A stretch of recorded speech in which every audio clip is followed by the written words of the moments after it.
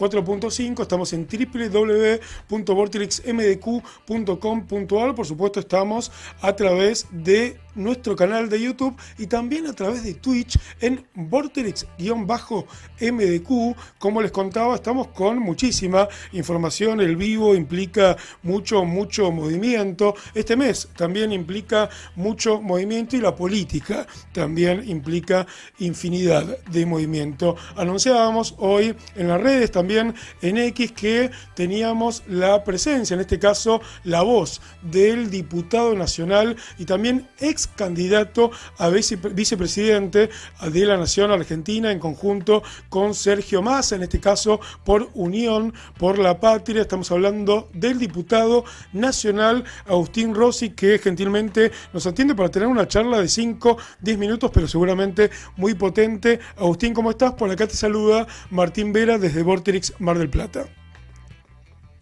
¿Qué tal? ¿Cómo les va? ¿Qué dice? ¿Cómo anda Martín?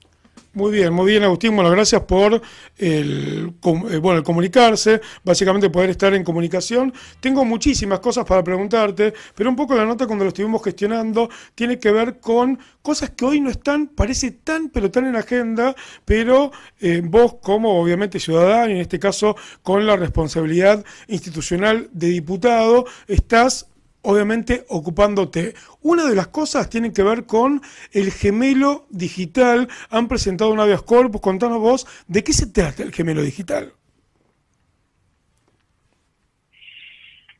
Bueno, en este caso lo que informó el gobierno, que lo informó muy escuetamente en un video de 1 minuto y medio la primera vez y después un comunicado de 2 caritas de parte del Ministerio de Capital Humano, informó que iban a empezar a trabajar con un gemelo digital social.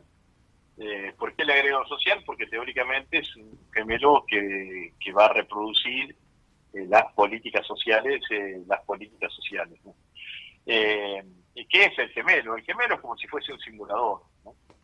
Okay. Se utiliza mucho en la actividad privada, muy poco en ámbitos públicos, fundamentalmente menos aún en ámbitos públicos ligados a la cuestión de las políticas sociales, ¿no?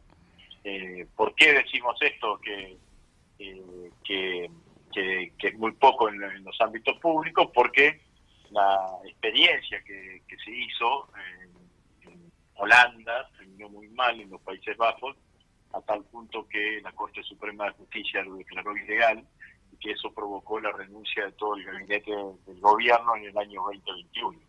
¿Por qué se puede provocar este tipo de cosas? Bueno, porque, como dice la Iglesia Católica, en la encíclica Magnificat Humanitas, que hizo el Papa León XIV, sí. Estos algoritmos no son neutrales. No son neutrales porque hay alguien que los hace, hay alguien que los diseña, hay alguien que los paga, alguien que los financia y hay alguien que los ejecuta. Entonces, según como sea el algoritmo, según son los resultados que te pueden llegar a terminar de dar, digamos, ¿no? Entonces, la preocupación nuestra fundamentalmente es que estamos enfrente de un gobierno que es restrictivo en cuanto a las políticas sociales, porque no es un gobierno que ha aumentado el universo de políticas sociales, sino que por el contrario, es un gobierno que ha restringido las políticas sociales. Es muy probable que si hacen un gemelo, el algoritmo que terminen utilizando sea un algoritmo restrictivo y eso deje afuera a parte de la sociedad argentina que de otra manera pudiese ser tributaria de esas políticas sociales. Agustín, Esto, sí. tratado de explicar sintéticamente, Sí. digamos, ¿no? Es como que en lugar de un asistente social que determina si tal o cual persona es susceptible de recibir tal política social, hay un algoritmo que perfila, que identifica al conjunto de la población y te dice quién está dentro y quién está afuera. Entonces, si vos tenés una queja, tenés que quejarte del algoritmo, que ellos lo van a presentar como neutral, pero claramente no es neutro. En el medio de todo eso, bueno, aparece una cantidad de interrogantes que nosotros nos hacemos y que nosotros creemos que son fuertemente peligrosos. El primero de esos interrogantes es que ya todo el mundo está pidiendo, todo el mundo, salvo Milei, está pidiendo regulación de las empresas de inteligencia artificial, porque los mismos dueños y fundadores de grandes corporaciones que producen inteligencia artificial están diciendo que están pidiendo regulación porque entienden que llega un momento que la inteligencia artificial, que el producto de esa inteligencia artificial termina actuando por sí mismo y no en función de los objetivos que tuvieron al momento de ser programadas. Entonces, bien. Nosotros lo que planteamos es, primero hay que resguardar los datos personales. Los datos personales de cada uno son datos privados de cada uno, por más que los tenga el Estado en algún sentido. Son privados, si yo bien. una jubilación, mis datos personales los tiene el ANSES. Yo le di al Estado esos datos personales al solo efecto de esa cosa, de cobrar la jubilación. Perfecto. Entonces los datos personales no pueden ser utilizados, tienen que ser absolutamente resguardados. Después hay que ver cuáles son las auditorías que va a llevar adelante el proceso. Las auditorías humanas que va a tener y que va a llevar adelante el proceso. ¿Cuál va a ser la contratista? Porque obviamente el Estado argentino no tiene desarrollado una inteligencia artificial. Tendrá que apelar a alguna de las empresas contratistas que existen, que generan inteligencia artificial en el mundo. Uno de ellos lo tenemos viviendo acá en la Argentina. Está viviendo actualmente. Digamos, ¿no? Ahí te hago un... Agustín, no, pero siguiendo un poco la línea de lo que estás hablando y aportando un poco en la conversación y la charla, nombrabas obviamente la inteligencia artificial, nombrabas a una de las personas que está muy involucrado con esta cuestión, que es Peter Thiel, que está hoy en Argentina, hablabas de la encíclica del Papa León XIV. Obviamente han presentado un habeas data que entiendo que es colectivo y que implica esto que estabas comentando, pero bueno, y también te sumo a esta cuestión del super RIGI que de alguna forma también habilita a que las inteligencias artificiales sean absolutamente libres para poder desarrollarse según la óptica que plantea el presidente de la Nación aquí en Argentina en términos jurídicos y administrativos. ¿Qué peligro más ves en términos de todo este combo que se está realizando como un campo de experimento aquí en nuestra querida nación? Bueno, como vos decís, todo tiene que ver con todo, digamos, ¿no? El gemelo digital social, la presencia de Peter Thiel y Palantir, el dueño de Palantir aquí en la Argentina, la iniciativa del RIGI, del Super RIGI, que está destinado fundamentalmente a estas empresas, es un traje de medida para los data centers de estas empresas, y eso trae dos inconvenientes, que me parece que hay que centralizar: el uso excesivo de agua que hacen para mantener refrigerados estos grandes data centers, y por el otro lado el uso de energía. El artículo, la nota de opinión que escribió el presidente de la Nación en el Financial Times, sí. El Financial Times es un diario londinense, en donde dice esto que vos decís, invita a las empresas de inteligencia artificial a radicarse en la Argentina, habida cuenta que dice que en la Argentina no va a haber regulaciones, y le ofrece una cantidad de ventajas y positivas, y agrego al listado que vos hiciste, que dentro de la modificación propuesta a la ley general de sociedades, que está tratándose en el Senado de la Nación, habilitan las sociedades integradas por corporaciones, las corporaciones no humanas. No humanas. Sociedades no integradas por humanos, sino por algoritmos. Entonces, todo este escenario hace que vayamos a esto que vos acabas de decir claramente, y si se quiere además agregar la ley de tierra, digamos, ¿no? Entonces, lo que está haciendo el presidente de la Nación, como suele hacer habitualmente, es generar mecanismos que beneficien a los sectores que más pueden. Imagínate que en el Super RIGI solamente pueden ingresar aquellas inversiones que son superiores a $1.000 millones de dólares. Claro. 1.000 claro. millones de dólares. Y obviamente cuando estas inversiones de $1.000 millones de dólares no pagan impuestos, porque es lo que termina pasando con esto del Super RIGI, después cuando el fisco esté en problemas, el ajuste va a caer en los que menos tienen, que es el leitmotiv, el eje de este gobierno: favorecer a los que más tienen y desproteger y perjudicar a los que menos tienen. Agustín, ahora se viene esta interpelación al jefe de gabinete. ¿Tenés alguna novedad para comentar respecto a eso? Entiendo que es el martes, ¿no? El martes nosotros pedimos una sesión especial para empezar el proceso. El proceso significa que tenemos que conseguir el quórum, que después, una vez que conseguimos el quórum, emplazamos a la Comisión de Asuntos Constitucionales, que es la comisión que tiene que abordar el tema, y dentro de la Comisión de Asuntos Constitucionales sacamos un dictamen para citar al jefe de gabinete a una interpelación. Se aprueba en el recinto, se cita al jefe de gabinete para la interpelación, y ahí supongo yo que será removido. El jefe de gabinete es el único funcionario del Poder Ejecutivo que se está sometido a control del Congreso de la Nación. Así que es el único funcionario sobre el cual el Congreso de la Nación tiene la facultad de removerlo. Bueno, en eso estamos, digamos, ¿no? Yo creo que Badorni se tendría que haber ido ya hace mucho tiempo. Es una vergüenza, es una cara durez que Adorni siga siendo jefe de gabinete. Es una ofensa a la bandera nacional que lo traigan el día sábado al acto del Monumento Nacional a la Bandera acá en la ciudad de Rosario, que el presidente Milei lo traiga a un personaje de estas características. Digamos, nos ofende a todos los argentinos situaciones de estas características. Me imagino, y vos también siendo del lugar más cercano, cómo lo vas a vivir a este 20, sábado 20, que también tiene un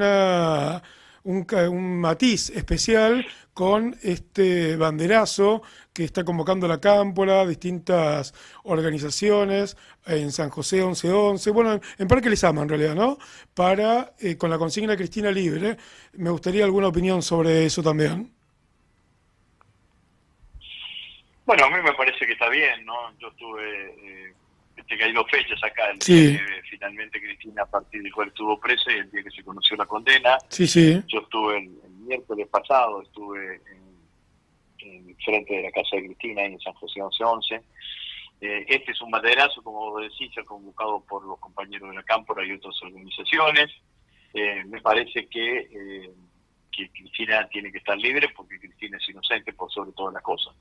Digamos, ¿no? Entonces, creo que todas las acciones que se hagan en este sentido son bienvenidas, pero creo que es que el trato sobre el caso de la justicia para con Cristina es ya ignominioso, ¿no? Porque que ahora la amenaza de Jiménez Uriburu, el juez del Tribunal Oral Federal, que es el que tiene a cargo el cumplimiento de la pena, la amenace con mandar la prisión común, sí, no restringe, no es que no restringe, sino evita que se produzcan manifestaciones en frente a su domicilio, es de una... y todo lo que sigue, digamos, ¿no? Cristina tiene condiciones más restrictivas que los detenidos por delitos de lesa humanidad, y que hasta de los narcotraficantes. No tiene salidas permitidas, tiene tobillera, la mayoría de ellos no tienen tobillera, bueno, una cantidad de cuestiones, pero por sobre todas las cosas, la ignominia más grande es haberla puesta preso en una causa en la cual Cristina no tiene absolutamente nada que ver.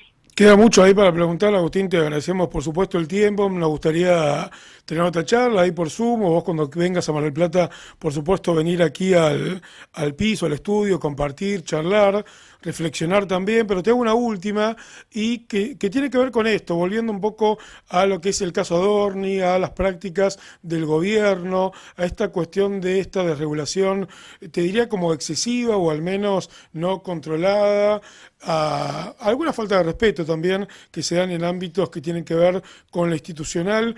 ¿Te parece que la sociedad argentina va pagando un poco el precio de la estigmatización al campo popular, al peronismo en este caso, y por otro lado la Libertad Avanza está corriendo límites que pensamos que nunca se iban a correr? No sé, lo que quieras como para cerrar la nota.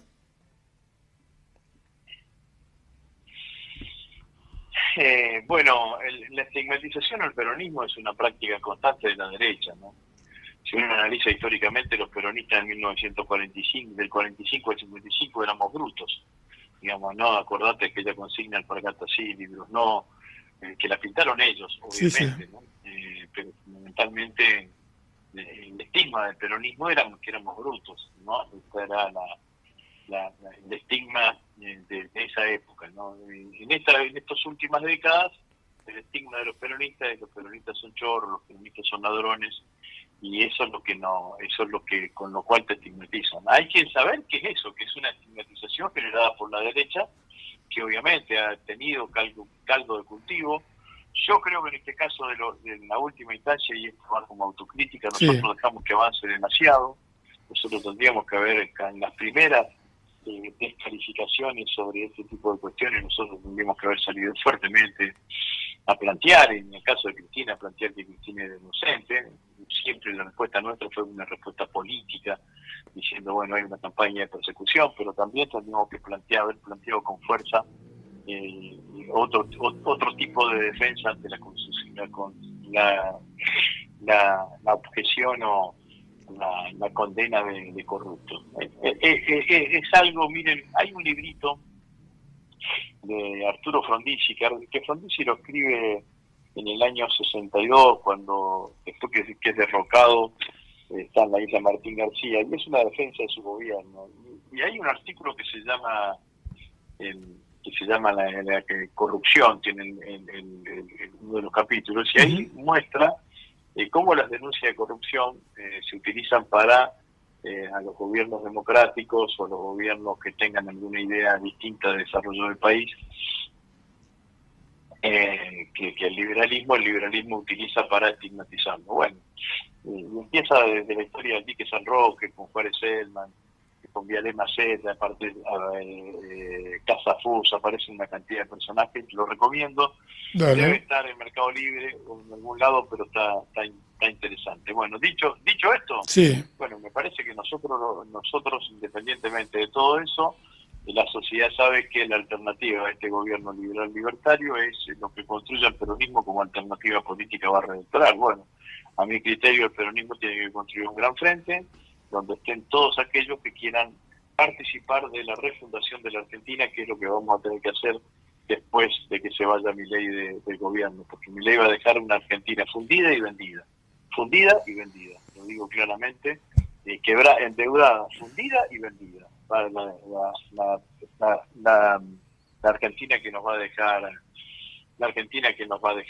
que nos va a dejar Milei. Así que desde ese punto de vista el peronismo tiene que actuar y ponerse al frente de lo que hoy es el sentimiento mayoritario, que es que haya un escenario de cambio con respecto al gobierno nacional. Y la otra pregunta que